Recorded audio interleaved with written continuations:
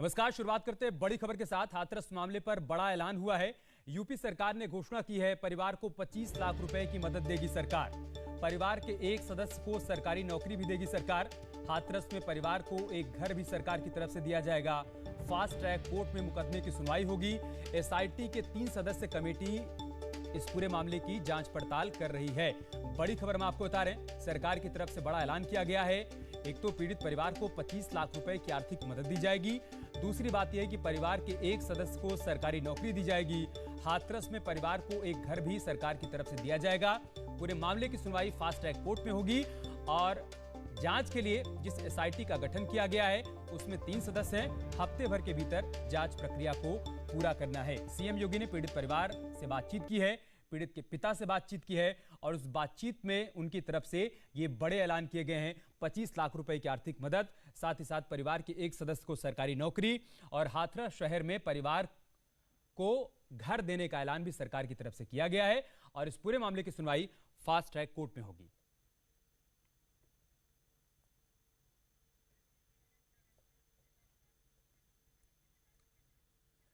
और इससे पहले सीएम योगी ने हाथरस के पीड़ित परिवार से बातचीत की। ऑनलाइन ये बातचीत हुई। पीड़ितों को सीएम योगी ने मदद का भरोसा दिया है। ऑनलाइन बातचीत के दौरान सीएम योगी ने पीड़ित परिवार को भरोसा दिया कि सरकार की तरफ से हर संभव मदद की जाएगी, फिर चाहे वो आर्थिक मदद हो या फिर न्याय दिलाने की मदद हो। सरकार हर कदम पर पीड़ित परिवार के साथ खड़ी है। सीएम योगी को आप बातचीत करते हुए देख सकते हैं। पीड़ित के पिता से उन्होंने ऑनलाइन बातचीत की है और भरोसा दिया है कि आप परेशान मत होइए, आपको पूरा न्याय मिलेगा, आर्थिक मदद दी जाएगी, परिवार के एक सदस्य को नौकरी दी जाएगी और हाथरस शहर में आपको सरकार की तरफ से एक घर भी दिया जाएगा। और लखनऊ से हमारी सहयोगी अनामिका हमारे साथ जुड़ चुके हैं। अनामिका, सीएम ने पीड़ित परिवार से बातचीत की और उसके बाद एक के बाद एक कई बड़े ऐलान किए गए। आर्थिक मदद भी दी जाएगी और न्याय का भरोसा भी दिया गया है। देखिए अमित, इस बड़ी घटना ने पूरे देश को झकझोर दिया और आज ही प्रधानमंत्री मोदी ने भी मुख्यमंत्री योगी आदित्यनाथ से हाथरस के मामले को लेकर बात की। इसके बाद देखिए कि अब बैक टू बैक जो एक्टिविटीज है वो बढ़ गई। इस पूरे मामले को लेकर एसआईटी का गठन कर दिया गया। इसके बाद देर शाम मुख्यमंत्री योगी आदित्यनाथ ने वीडियो कॉल से पीड़ित परिवार से बातचीत की। खासतौर पर लड़की के जो पिता हैं उनसे बातचीत की गई। बेहद गरीब परिवार है, लिहाजा सरकार की ओर से कुछ बड़े ऐलान किए गए हैं, जिसमें 25 लाख रुपए का ऐलान किया गया। हालांकि 10 लाख रुपए जो पहले डीएम की ओर से दिए जाने थे उसमें से बड़ी राशि दी जा चुकी है, लेकिन 15 लाख अलग से ऐड किए गए हैं इसमें। इसके अलावा यह भी कहा गया कि परिवार चूंकि बेहद गरीब है, घास काटता था, इस वजह से परिवार के एक मेंबर को नौकरी दी जाएगी। इसके अलावा सूडा योजना के अंतर्गत एक घर का भी आवंटन किया जाएगा। साथ ही फास्ट ट्रैक कोर्ट के जरिए मुख्यमंत्री ने वीडियो कॉल पे भी ये इस बात का जिक्र किया था कि जो भी दोषी हैं उनको कठोर कार्रवाई उन पर की जाएगी। तो इसलिए फास्ट ट्रैक कोर्ट के गठन की बात यहां पर की गई और उसके जरिए मुकदमे की सुनवाई की बात की गई।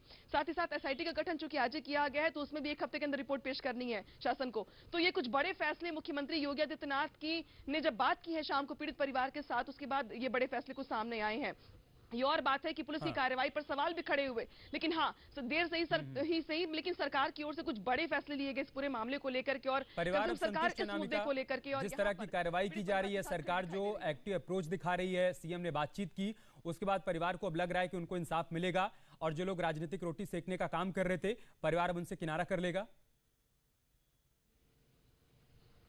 देखिए कल अस्पताल जो दिल्ली में हॉस्पिटल में जहां पर जब निधन की खबर आई वहां पर फिर देखिए आप कि back to back political parties की एक्टिविटीज भी शुरू हो गई, ट्वीट भी शुरू हो गए और परिवार भी काफी ज्यादा नाराज था। लेकिन आज जिस तरीके से मुख्यमंत्री योगी आदित्यनाथ की ओर से पहले ही कहा गया कि जो डीएम है वो फोन के जरिए बात करवाएंगे मुख्यमंत्री की, लेकिन फिर मुख्यमंत्री योगी आदित्यनाथ ने खुद ही वीडियो कॉल के जरिए बात की लड़की के पिता से और बहुत सारी बातें उनको कहने का मौका दिया। लड़की के जो पिता है उन्होंने बहुत सारी बातें आगे रखी। मुख्यमंत्री ने आश्वासन दिया और ये कहा कि सरकार परिवार के साथ है, न सिर्फ बल्कि ये जो ऐलान किए गए बड़े सिर्फ इतना ही तक सीमित नहीं है, आश्वासन के बाद परिवार क्या सोच रहा है अनामिका, वो बताने के लिए आरिफ खान हमारे साथ जुड़ चुके हैं हाथरस से। आरिफ, क्या अपडेट है वहां से, परिवार की तरफ से कैसी प्रतिक्रिया जबकि सीएम ने बातचीत कर ली है पीड़ित परिवार से? देखिए हमें जिस तरह से ये दर्दनाक वारदात हुई है पूरे परिवार के साथ में, उसकी भरपाई करना भले ही बहुत मुश्किल हो, लेकिन सरकार ने जिस हिसाब से बड़ा कदम उठाया है, 25 लाख रुपए की आर्थिक मदद देना, उसके बाद एक नौकरी देना, एक घर देना, ये बहुत बड़ा सरकार का बड़ा अहम कदम है। लिहाजा परिवार के लोग अभी जो प्रशासनिक अधिकारी हैं उनके साथ में है, लेकिन घर के लोग बहुत खुश हैं। जो पूरा परिवार है वो कह रहा है कि कम से कम हमको न्याय मिल रहा है। परिवार कह रहा है कि जो हमारी दिक्कतें आ रही थी उसका सामना हमें करना पड़ता था, उसको लेकर हमारी समस्याओं को लेकर सरकार ने सुना और SIT गठन किया और इस तरह की तमाम जो सुविधाएं उनको दी गई हैं। लेकिन अभी जो परिवार के जो मुख्य लोग हैं, उनके पिता हैं, उनके भाई हैं, वो अभी प्रशासनिक अधिकारी हैं उनके पास अभी बैठे हुए। थोड़ी ही देर में, अभी हम गांव के बाहर खड़े हैं, अभी थोड़ी ही देर में वो गांव पहुंचेंगे। हम उनसे सीधी बात करेंगे कि आखिर कितने खुश हैं, क्या सरकार ने जो उनको आश्वासन दिया है, कितने इस बात को लेकर वो संतुष्ट हैं। जी अमित। बहुत शुक्रिया आप दोनों का हमारे साथ जुड़ने के लिए, तमाम जानकारी हम तक पहुंचाने के लिए। और इसी मामले से जुड़ी एक और बड़ी खबर आ रही है। हाथरस मामले में जनहित याचिका दाखिल की गई है, सुप्रीम कोर्ट में याचिका दायर की गई है। पूरे मामले की CBI से जांच कराने की मांग की गई है। ट्रायल यूपी से दिल्ली ट्रांसफर किया जाए, इस याचिका में इस बात की भी मांग की गई है। S दुबे ने यह याचिका दाखिल की है। बड़ी खबर हम आपको बता रहे हैं, हाथरस मामले में बड़ा अपडेट सामने आया है। सबसे बड़ी अदालत में अब यह मामला पहुंच चुका है। सुप्रीम कोर्ट में याचिका दायर की गई है और इस पूरे मामले की जांच एक तो CBI से करवाने की मांग की गई है और दूसरी बात जो इस याचिका में कही गई है कि इसका ट्रायल यूपी से बाहर दिल्ली में ट्रांसफर किया जाए। ये सारी मांगे SK दुबे की तरफ से की गई हैं, जिन्होंने इस मामले में सुप्रीम कोर्ट में याचिका दाखिल की है। बड़ा अपडेट हम आपको बता रहे हैं। एक तरफ पीड़ित परिवार से CM योगी ने बातचीत की है, मदद का भरोसा दिया है और दूसरी तरफ ये पूरा मसला अब सुप्रीम कोर्ट पहुंच चुका है। एक याचिका दायर कर CBI से इस पूरे मामले की जांच करवाने की मांग कही गई है, वो भी यूपी से बाहर दिल्ली में केस ट्रांसफर करने की मांग की गई है।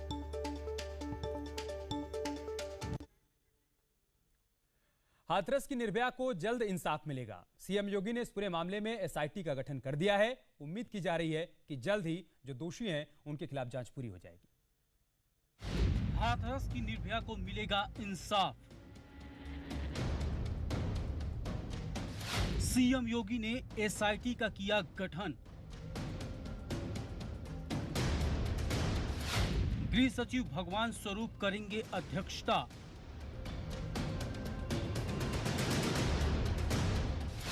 SIT में दलित और महिला अधिकारी शामिल। जांच के बाद SIT जल्द सौंपेगी रिपोर्ट। हाथरस मामले में जड़ तक पहुंचने के लिए CM योगी ने SIT का गठन कर दिया है। SIT जांच के बाद जल्द ही CM को रिपोर्ट सौंपेगी, जिससे सच्चाई सबके सामने आ जाएगी। हाथरस पीड़िता की मौत मामला लगातार सुर्खियों में है और मामले में कई पेंच सामने आ रहे। परिवार के सदस्यों का बयान कई जगहों पर मेल नहीं खा रहा। परिवार के कुछ लोग कह रहे हैं कि पुलिस ने जबरदस्ती पीड़िता का अंतिम संस्कार कराया, लेकिन न्यूज़ 18 के हाथ एक ऐसा वीडियो लगा है जो परिवार के दावों को गलत बता रहा। दरअसल लड़की का अंतिम संस्कार जब हुआ तो हाथरस की निर्भया के परिवार के कुछ लोग और निर्भया के दादा भी अंतिम संस्कार के वक्त मौजूद रहे। बंटी पिताजी का नाम निवासी। आप बाबा? मेरा नाम इंद्र पाल है। अच्छा है। और पिताजी का नाम क्या है? वंशी। यहीं के रहने वाले हो? जो बाबा हैं लड़की हरिजन है। अच्छा, नहीं लड़की के बाबा।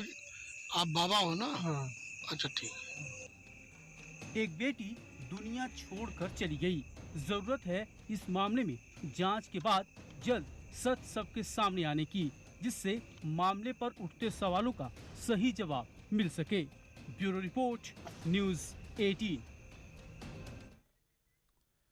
इधर यूपी महिला आयोग के अध्यक्ष विमला बाथम ने हाथरस रेप की घटना पर दुख जताते हुए पुलिस पर ही सवाल उठाए हैं। विमला बाथम ने कहा है कि परिजनों को पीड़िता का शव देना चाहिए था। ये बड़ी बात यूपी महिला आयोग के अध्यक्ष विमला बाथम की तरफ से कही गई। मामला बहुत गंभीर है और इसमें जो ये घटना हुई है कि जो बॉडी नहीं दी गई परिजनों को, ये और भी ज़्यादा आपत्तिजनक है, क्योंकि बॉडी का दाह संस्कार करने का अधिकार परिजनों का ही होता है। इसमें ये उनके साथ ज्यादती हुई है, उनको बॉडी देनी चाहिए थी, लेकिन क्यों नहीं दी गई, क्या कारण रहा, ये एक उसका विषय है कि जांच का विषय है कि क्यों ऐसा किया गया, पुलिस ने ऐसा क्यों किया। इधर हाथरस मामले पर प्रदर्शन कर रहे समाजवादी पार्टी के कार्यकर्ताओं पर लखनऊ में पुलिस ने लाठीचार्ज कर दिया। एक रिपोर्ट के जरिए हम आपको प्रदर्शन की हर एक तस्वीर दिखाते हैं। सफाइयों पर लाठीचार्ज।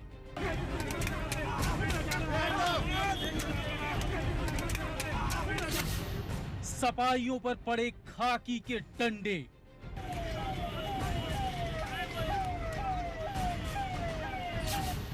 दौड़ा दौड़ा कर पीटे गए सपाई। लखनऊ में पुलिस ने किया लाठी चार्ज। हाथरस मामले पर कर रहे थे प्रदर्शन।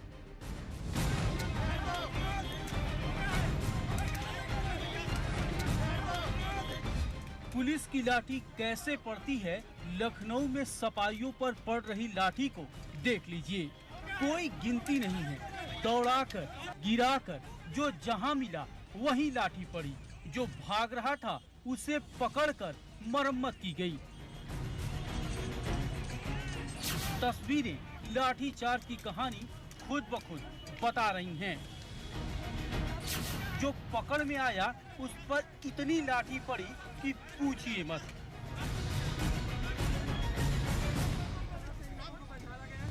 पुलिस ने लाठी चार्ज क्यों किया वो भी समझ लीजिए।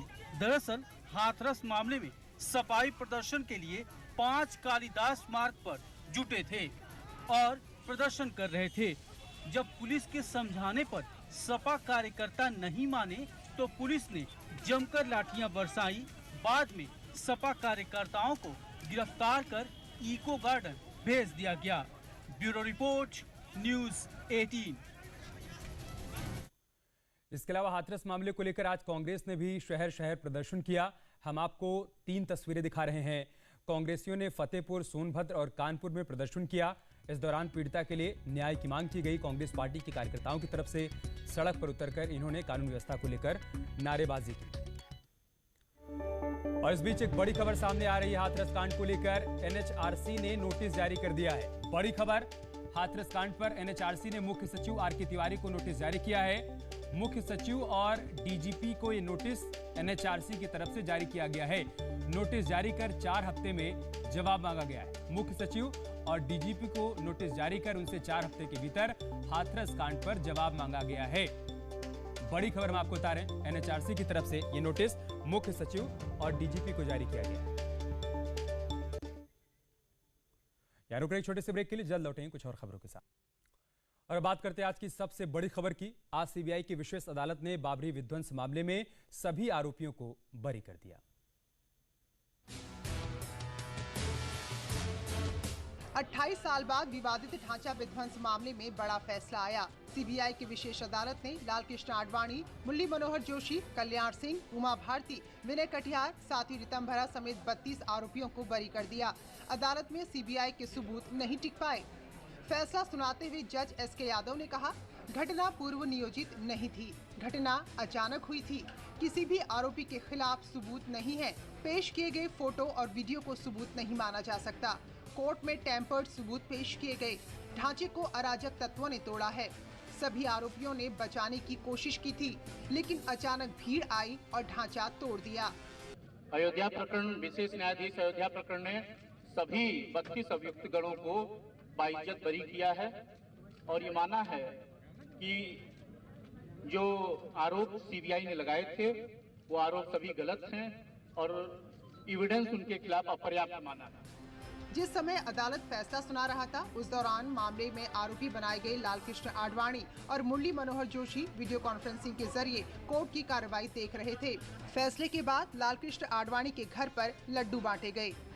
स्पेशल कोर्ट का आज का जो निर्णय हुआ है वह अत्यंत महत्वपूर्ण है और हम सब के लिए बहुत खुशी का प्रसंग है।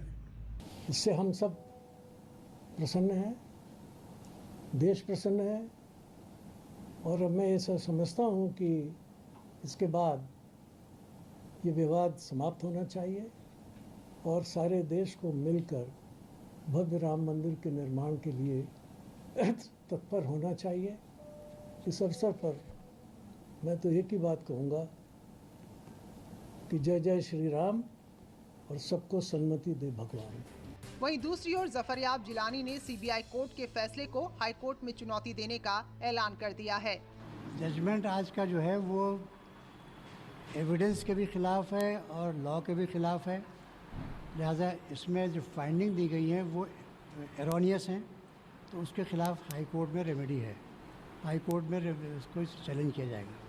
कोर्ट के फैसले को मुख्यमंत्री योगी आदित्यनाथ ने न्याय की जीत बताया और कहा है कि कांग्रेस को देश से माफी मांगनी चाहिए। इसके अलावा विवादित ढांचा विध्वंस मामले में बरी होने के बाद कल्याण सिंह ने गाजियाबाद में अस्पताल कर्मचारियों के साथ खुशी मनाई।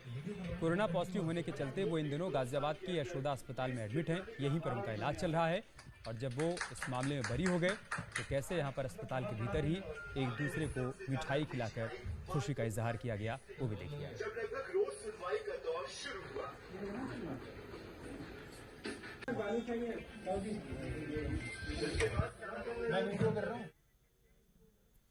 एक और बड़ी खबर की बात करते हैं। मथुरा कृष्ण जन्मभूमि मामले में कोर्ट ने याचिका खारिज कर दी है।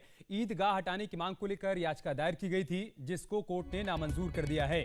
रंजना अग्निहोत्री ने याचिका दायर की थी। कोर्ट ने कहा कि इस याचिका को स्वीकार करने के लिए पर्याप्त सबूत नहीं है।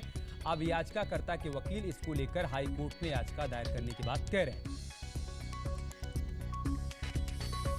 कहा है कि वाद को एक्सेप्ट करने के लिए पर्याप्त कारण नहीं पाए जाते हैं, इसलिए इस वाद को खारिज किया जाता है और अब इसके लिए हम लोग माननीय उच्च न्यायालय में इसका। मुख्यमंत्री योगी आदित्यनाथ ने भदोही जनपद को बड़ी सौगात दी है। उन्होंने लखनऊ से ही 100 बेड के लेवल 2 अस्पताल का उद्घाटन किया। इस अस्पताल में कोविड मरीजों का इलाज किया जाएगा। इस अस्पताल के शुरू होने से कोरोना संक्रमित गंभीर मरीज भदोही जनपद में ही बेहतर इलाज करवा पाएंगे और उन्हें बाहर जाने की जरूरत अब नहीं पड़ेगी। किसी भी चाहे जिसकी भी सरकार रही हो, भदोही वासियों की कोई बात सुनने का काम नहीं किया और आज लेवल 2 की अस्पताल जहां पे हम ऑक्सीजन युक्त, वेंटिलेटर युक्त एवं आवश्यकता पड़ेगी तो वो यहाँ से मरीज कहीं न जाने पाए, हम एम्स के डॉक्टरों से एवं पीजीआई डॉक्टरों से भी सलाह लेकर के उनका अच्छा से अच्छा उपचार कराने का काम करेंगे। इसके अलावा सीएम ने मिर्जापुर जिले को भी 50 बेड के ट्रॉमा सेंटर का तोहफा दिया। नगर के विधायक रत्नाकर मिश्र ने शिलापट्ट का अनावरण किया। विधायक ने अस्पताल बनाने के लिए सीएम योगी को धन्यवाद भी दिया और कहा कि गंभीर रूप से बीमार मरीजों को अब यहीं पर बेहतर इलाज मिल पाएगा। 87,06,000 संभवतः रुपए की लागत से यह बनकर तैयार हुए और माननीय मुख्यमंत्री जी ने पहली बार अगर देखा जाए तो ध्यान दिए कि ट्रॉमा सेंटर के लिए लोग दूसरे ज़िले में जाते थे और आज मिर्ज़ापुर में ही वो इलाज चालू हो जाएगा। इसके लिए मैं जिला के जनता की तरफ से उनको बहुत ही बधाई। और अब खबर सिद्धार्थनगर से है, जहां पर पुलिसकर्मियों का अमानवीय चेहरा सामने आया है। इसका वीडियो सोशल मीडिया पर खूब वायरल हो रहा है। वायरल वीडियो में देखा जा सकता है कि पुलिसकर्मी किस तरह से मानसिक रूप से कमजोर शख्स को बेरहमी से पीट रहे हैं। आरोप के मुताबिक उसने किसी युवती को कुछ कह दिया था, जिसकी जानकारी होने के बाद पुलिसकर्मी कानून को ताक पर रखते हुए चौराहे पर इस युवक को जमकर पीटने लगे। एसपी ने मामले का संज्ञान लेते हुए दोनों पुलिसकर्मियों को सस्पेंड कर दिया है।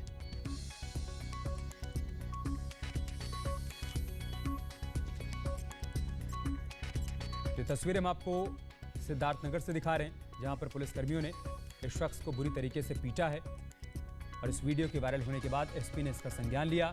दोनों ही सिपाहियों को सस्पेंड कर दिया गया है। बताया जा रहा है शख्स ने अभद्र टिप्पणी की थी किसी महिला पर और पुलिसकर्मियों को जब इस बात की जानकारी मिली तब वो मौके पर पहुंचकर उसे हिरासत में लेने के बजाय वहीं पर बीच चौराहे पर उसे पीटने लगे।